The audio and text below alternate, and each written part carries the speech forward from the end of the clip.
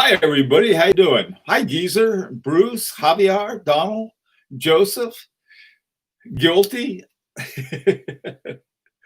Oh, let's see. Hey, Andrew, Lexer, how you doing, man? Maruzio, Donald. Oh, good. Well, hey, Clyde, how you doing, man? Good to see you as always. Hi, Rick. Oh, well, um, I tell you, I'm surprised I get anything done.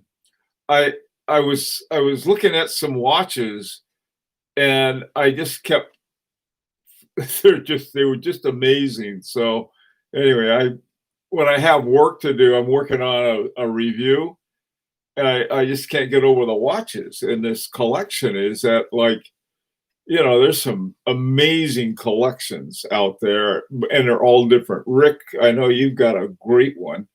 And some of you other guys have some really interesting collections. And man, I tell you, I start looking at the things and I'm like a moth to a candle. I just keep looking. That's so I got to get back to work after this.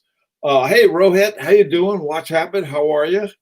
Stuart, hi, Stuart. Mike, Thomas, how are you, Thomas? Hey, Mark, how are you? Oh, good.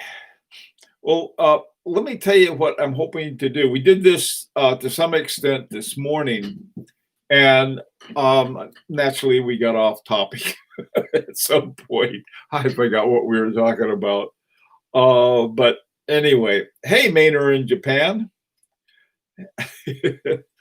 um, Today, what I want to do two things. One, I wanted to give a quick update on on our project watch. This was the point. We got to the point where say, look, if you're in on this, go to the project Facebook page and say ready to go. If you're not, that's okay too. All right, no pressure one way or the other. And I'm going to, if as soon as we get 10 people who commit, I'm going to contact Aganor and say, this is we can do it with this number of guys and do the best I can as far as getting the best price for the movement. So anyway, that's where we are on that. Hi, Andres, how you doing? And Richard. So we're going to set that aside for today because we've talked it out quite a good deal. So what I would like to do today is really start thinking about, say, boy, if I only did this, if I only knew this when I was, starting off in watch collection, I'd be a lot better off. Now, I don't mean that when you could get a Rolex for the list price, I mean the MSRP, but rather something about watches. Hi, Chasing Time. How are you? So you have what I wanted to do. Oh, hey, Mark, thank you. What I wanted to do is to say, okay, imagine this is the first day that you've been collecting watches and you go out and you buy your first watch. And if you knew this, you could have got a better deal, you could have got a better watch or something that if you knew that then, it would be a good thing. Excuse me. Okay. I wish I knew more about in-house, out-house on the shelf movement. Yeah, this is one thing I had no idea about either. I got very fortunate, and that was it. I tell you, dumb luck will help you a long way. For some reason, I thought, well, if I'm going to collect watches, I'm going to go out and I'm going to get a Patek Philippe, and that'll be a nice watch to start it with. And it was, and I got a great price on it. The guy who sold it to me, I bought it sight unseen online. I mean, it was stepping in off the cliff. I felt like Wile E. Coyote whooped right over the cliff, but it turned out to be great. The guy was honest with me. He said the band wasn't original, nor was the buckle, and so I was able to get a genuine band for it, and also the buckle for it at a jeweler over in Greenwich. And if I had known also, rather than going to Greenwich, I would have gone to the Patek Philippe Service Center in Rockefeller Center. Those guys are great. They really are. They're just fantastic because they had everything I needed, and I don't know, the place that I went to had everything, but when I wanted to get gold spring bars, because if metals, steel spring bars can sometimes eat through the gold, and because it's harder than gold, and I wanted to get gold ones, and they come with the original Patek Philippe's. So I went to the center to get it. Now, like I said, this was pure luck. I could have got a watch that was all banged up or this, that, or the other thing. Had no idea what I was doing. And, but it could have gone the other way very easily on a lot of things. One of the things that you mentioned was, I think Andres did that about the in-house and not in-house. I bought this watch that I just thought was the best deal on the world. I had got it for what I thought was a fabulous price, and it turned out to have an ETA movement. I got so mad at him. I was mad at. I'm still mad at him for not telling me about that.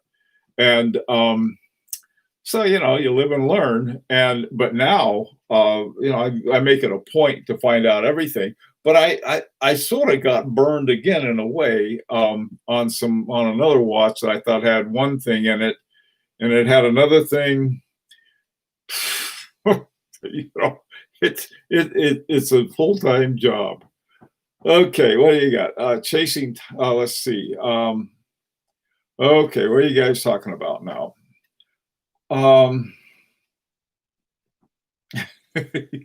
You guys are so sociable. It's nice to see.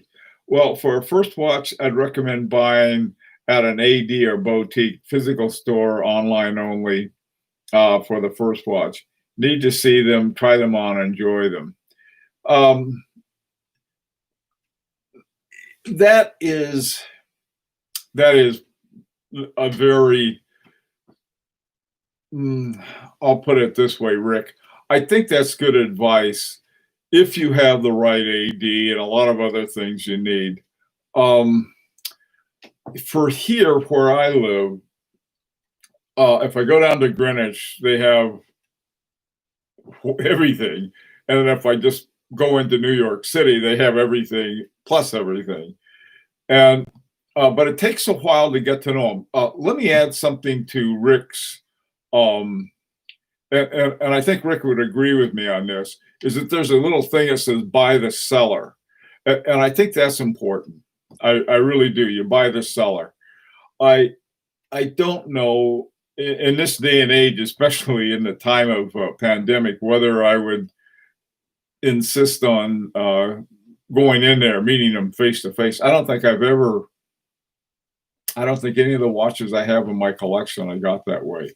But that's just a different thing. I think taking Rick's advice, you're on a lot safer path. Hey, Nico, how you doing? How are things in Italy? Hey, BS, could you try it on at the boutique and buy somewhere else? Yeah, you can do that. I wish, hi, Rohit, I wish I knew not to get into vintage early or into collecting. I never got burned, but easily could have. I don't think I got burned so much on a couple of the deals. I got sins though. That can happen. Yeah, you're right. I agree with that. I wish I knew I could ask for a significant discount on MSRP of the most brands, except for very few. Yeah, I just finished, well, I'm not finished. I'm sort of finishing up a review. And there are some watches over $100,000. Wow, I had to deal with a guy. And when you're dealing it with those numbers, you can get a discount. Well, I got a discount of $20,000, which is, from $100,000 is like 20%. Well, but it's also $20,000, which is different than if you're dealing with something that's lower price. In-house movements are generally better, especially with German, Swiss, Japanese, and some French. Be aware that some companies take other companies' in-house movements, tweak and or regulate minimally. Yes, Stuart, that's another good point. You can't buy the seller. 13th Amendment. Okay. Oh, let's see. Couldn't agree. Let's see. It's a gut feeling, but you need to go with that feeling about what your gut says. I buy vintage watches in Paris and EU. You know, yeah, there's something about that, and I've gone with this for quite a long time, and it's something I think if you have your antennas out. And this friend of mine used to say, there was something wrong with the guy, but you really couldn't define it. He said his socks squeaked, and for some reason that resonated with me. And if there's somebody, to me, is that the more they talk, the more you can find out about them, and so that becomes something. And also, too, getting to know a dealer or dealership has a lot to do with talking to other people. If you talk to people and all of them got burned, it'd be insane to buy from someone. However, I've gotten some great deals from places that other people just say, "Oh, they're awful." So it's that can be dicey sometimes. It could be the watch, it could be the salesperson, it could be anything. Um,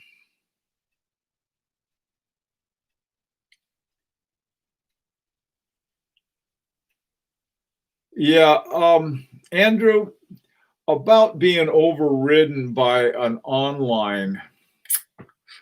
I mean, it's you could be overridden by an AD who doesn't have the one you want too. So I mean, it goes into a lot of places. We're not dealing ADs are not pure as a driven snow. This is a rough, really a rough collection, and you got to be smart about it. Hey Tim, how you doing, man? Um, so I don't know. I have not had buyer's remorse from my online sales, except for one that I got that I was mad at because they didn't tell me about the movement. The other thing is too, you can do a lot of research. I mean, brick and mortar or not, I think it's important to do a lot of research on it.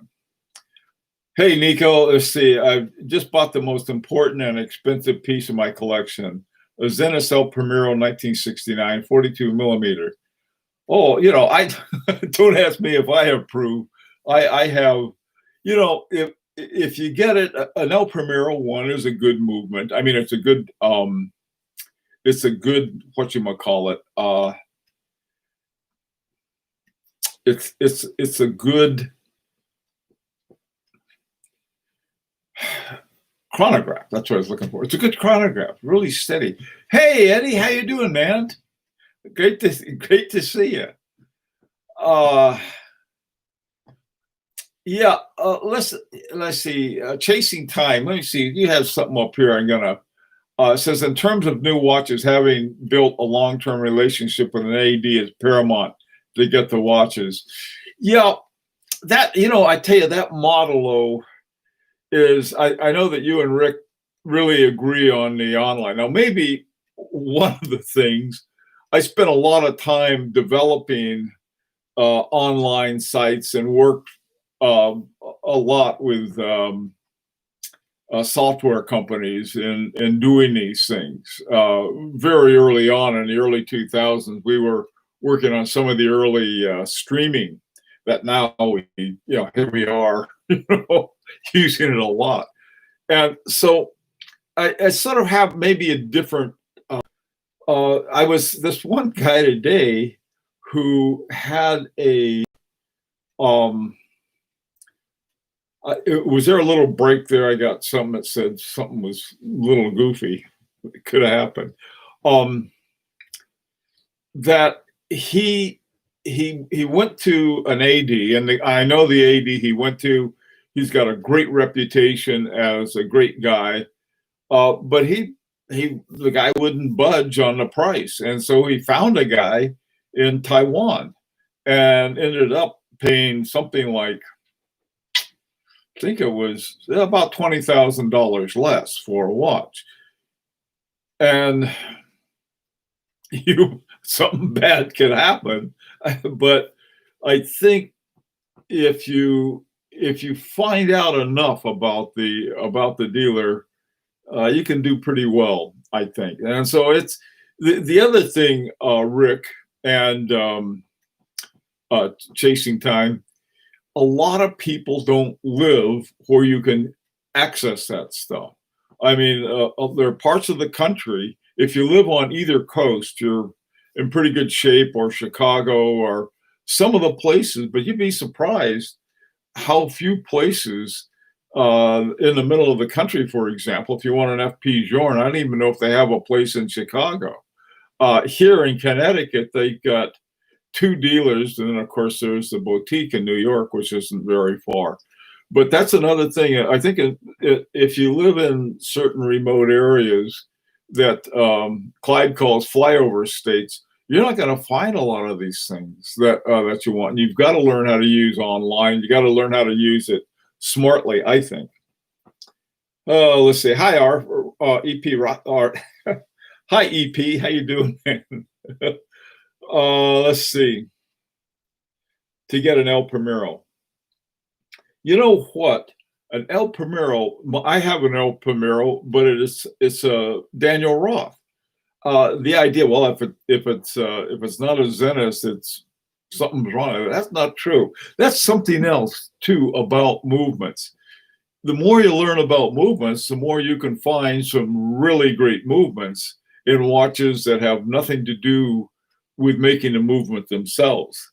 As my Van Cleef and Arpels, this watch is, to me, everything about it is in the movement. Now, it's a beautiful watch. I mean, in terms of just looking at it, it's really gorgeous done. The Guilloche and everything else that they've done with it. But Van Cleef and Arpels, they never made a movement. I don't think. Let's see, Hermes. You can find some interesting Hermeses with good movement. Also, too, you can find some other ones made by really good movements makers like Vaucher. Aren't too many. And you can, of course, with Agenor, the one we're dealing with, I don't think you can do better for getting a movement that is, that you're not, well, I would say that their movement probably outperform a lot of, I will say have at least the same performance as any other, exceptional movement maker. Research is critical, Andrew. That's a big thing. I had, for a while, what I was doing, I was looking for places on the map, and where I would literally go either fly down or drive down and grab them by the train. Give me my money back or give me the watch. So like I said, you've got to be careful with things. Okay, let's see what's going on here.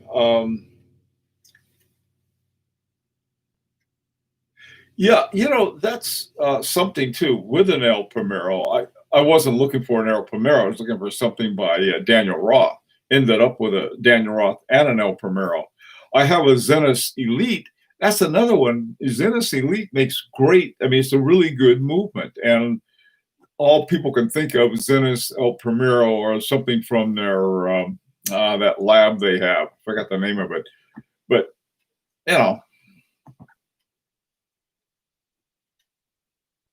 Wow. Rick, you were at Stanford? One of my favorite places. Um, yeah, the history of Zenith is amazing. Right now, they're owned by Louis Vuitton and LVMH. Um, but yeah, they really are a good watch. Hey, Andres, I wish I knew more about independent watch brands. Somehow one gets bombarded with marketing from the big guys, and they make it look hard to look past that. Yeah, that's a very good point, Andres. I've seen a lot of that. I see. I don't know, like anybody else. I see a pretty watch, and oh boy, what a pretty face. But then, like I said before, I started here. I was working on this um, review for a collection review, and I just, my God, there was some, you go along and you look at some, simple little watches, and all of a sudden, whew, it's like, and so here I am going getting all of this data. One of the other things that I've come to really like, and I don't know how much rhyme or reason there is to this, but I do know empirically it's true, and I make a big deal about that. And that is that the watches with movements under 4 hertz seem to be done by the very best watchmakers. Now, if you say, well, I've got a this or that, and it runs at 4 hertz and it's great, you're probably right. I mean, Parmigiani uses 4 hertz, and I got to have a word with Michel about that. But the most of the ones I really like are 2.5 hertz, and I have some of those, and they're beautiful. Okay, what's going on? I say, Orange Hen, what would you recommend for the first horologe? That's a good question, Orange Hen. My first one was a Patek Philippe, which was like a no-brainer, but it probably pay a lot of money. And then I like, I just sort of went with perhaps BS. That's right, Moet Hennessy. Uh, I just went to the, you know, so I found out about the Holy Trinity. Okay, those must be good watches. And so I got a Vacheron Constantin, and then I got an Audemars Piguet. Well, I didn't have that Audemars Piguet very long before I realized that I didn't like it very much. It was too small. I mean, it was a wonderful watch in terms of the way it worked. Beautiful watch, but it was too small, and I just never wore it. So I thought, well, I'll trade it in.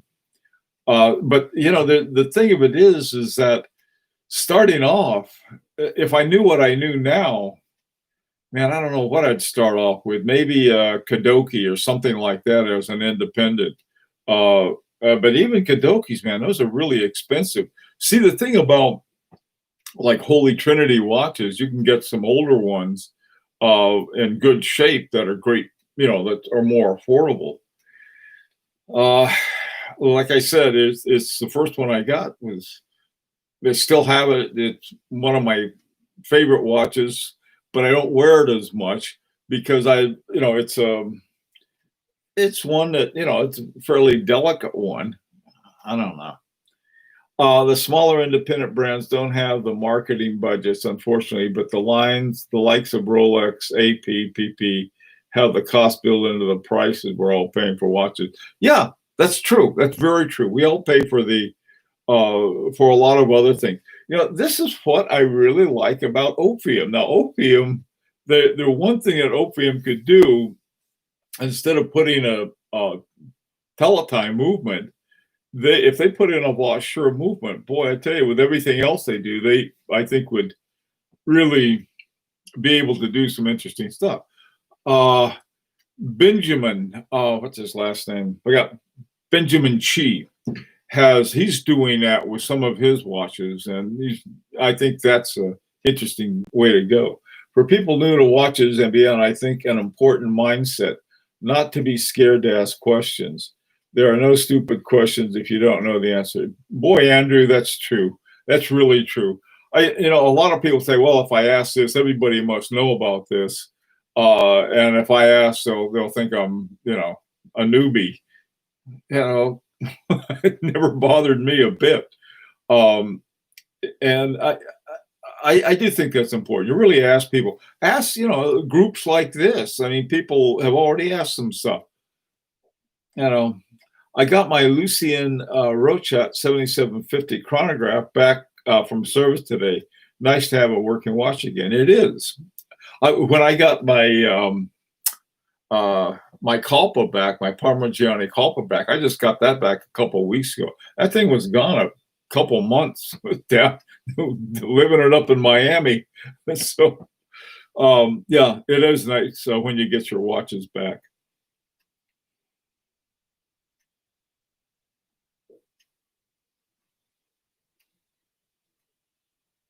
Uh, Probably was chasing time. Yeah, the AP I had, I got it because it had a lot of things I wanted. It had a moon phase. That was the big thing. It had a moon phase and some other things, and was pretty affordable. The guy that I got it from, I went to New York City, went to his shop. Oh wait, that was a brick and mortar purchase, and I asked him if he could open up the back so I could take a look at it.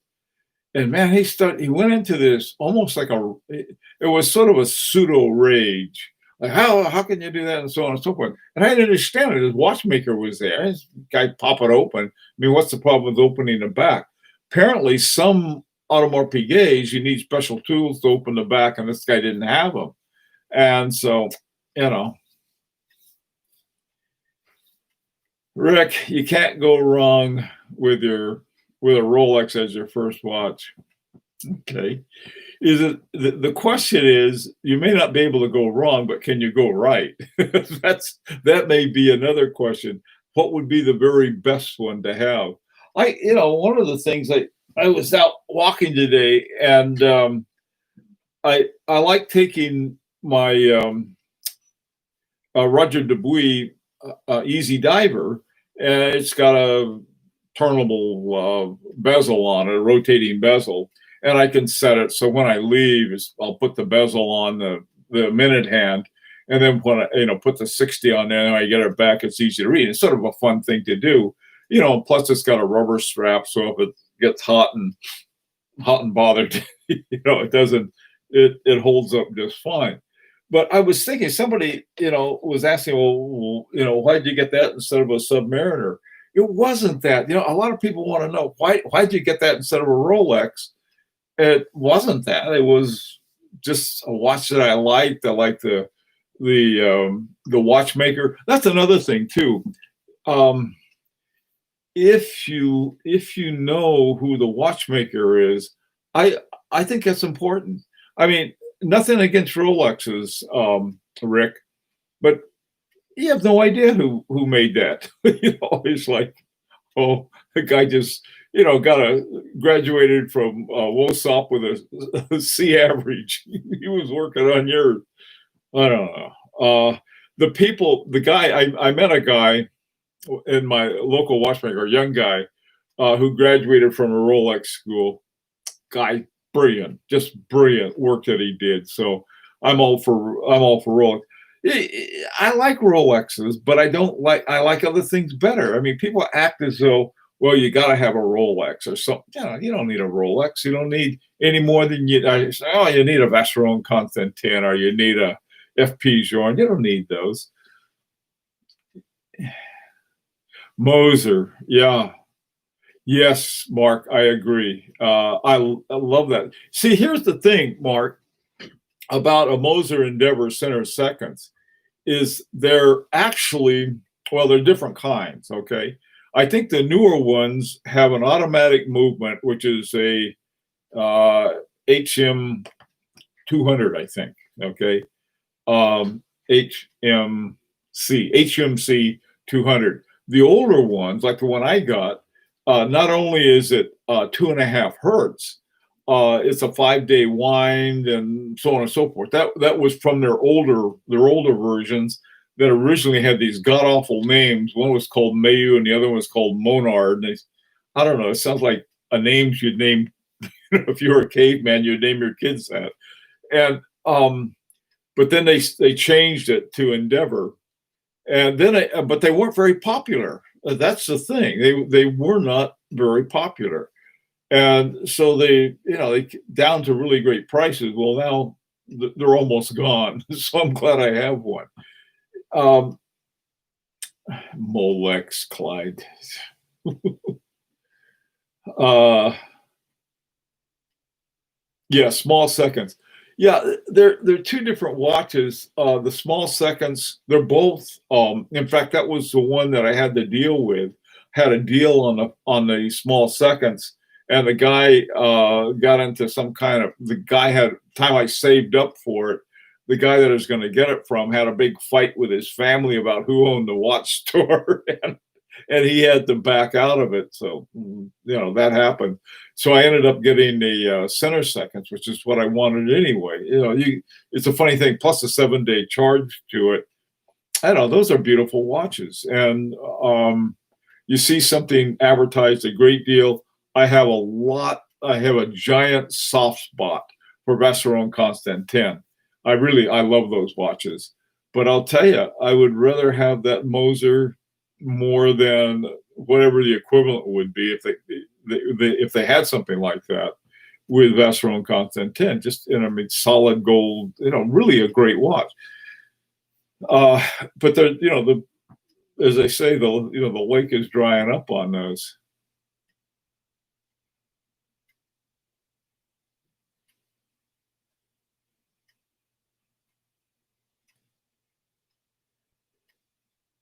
Yeah, 99% of the people wouldn't recognize anything other than a Rolex. You're right about that, Rick. You really are.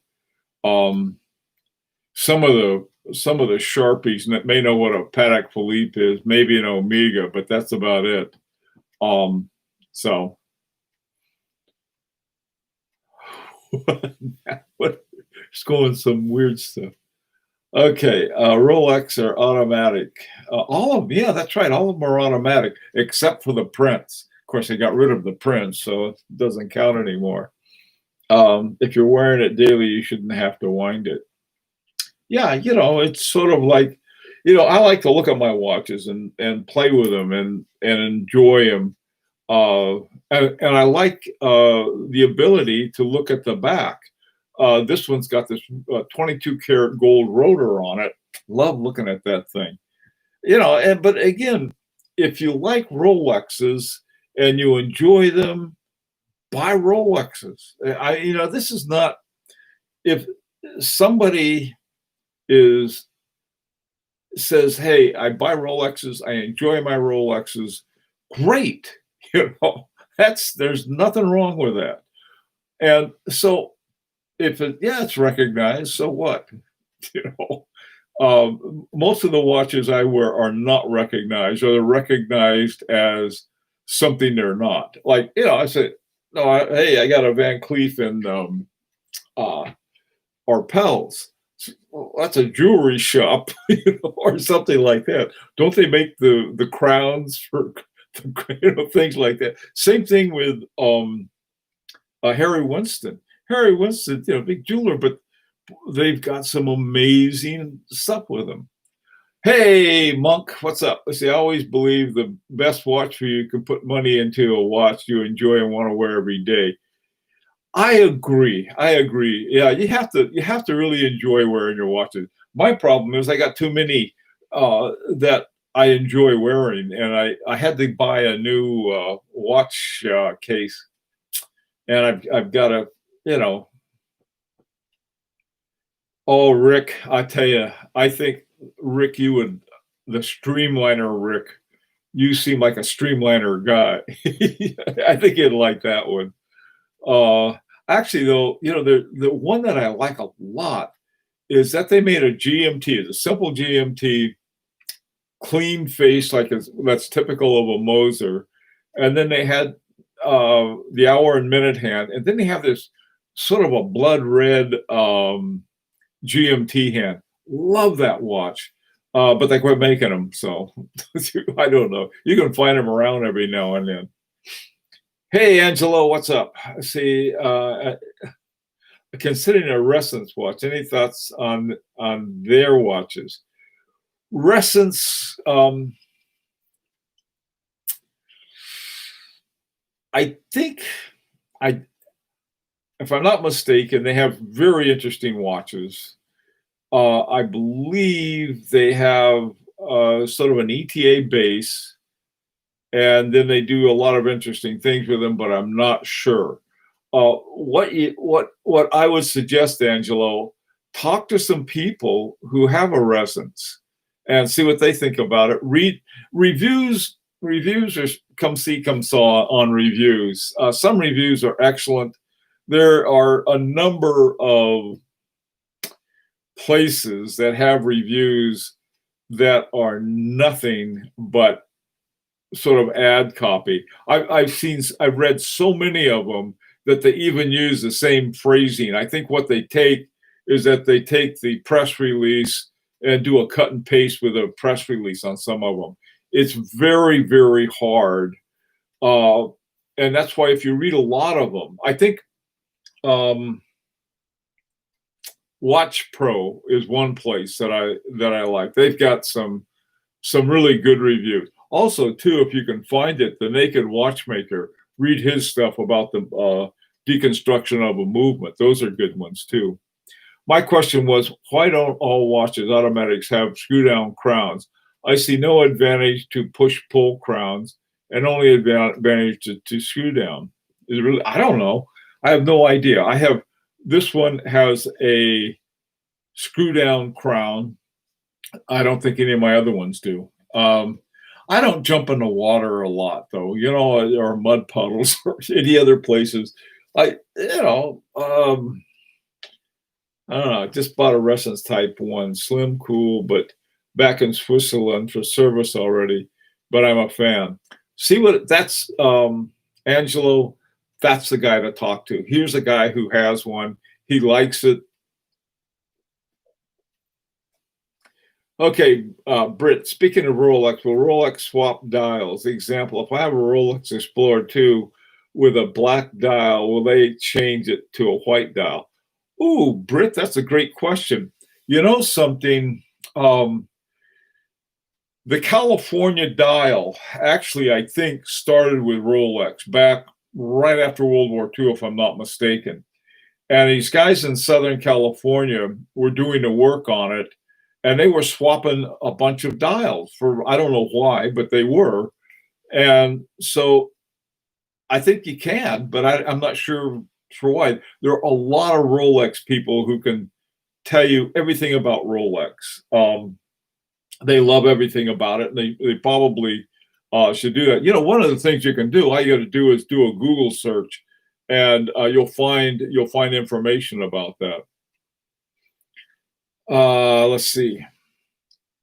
Lexter Dexter, my walks. G-Shock using stopwatch function, tough solar, atomic updating overnight, dual cities, Los Angeles, London, never needs service, course accuracy. Yeah, that G-Shock. no, if you ask me, what would the one watch that everybody needs? I'd say, yeah, well, a G-Shock. And then, they're great for bar fights too, Lex, just in case.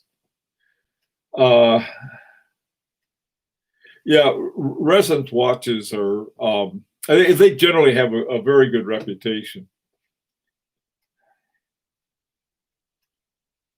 Not seeing too many cream dialed Rolexes. No, you don't. I like the green dials. I really like those. They came out with one, I think, on their perpetual oysters. They have green dials. I like those a lot. But like I said, my favorite probably is the Air King with the Hound Dog dial on it.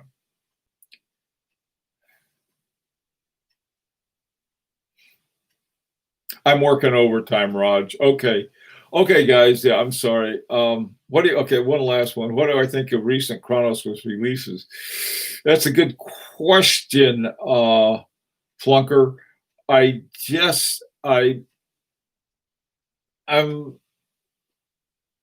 this about Chronos. On the one hand, I think they may have some real hidden gems. I don't know about the newer ones though.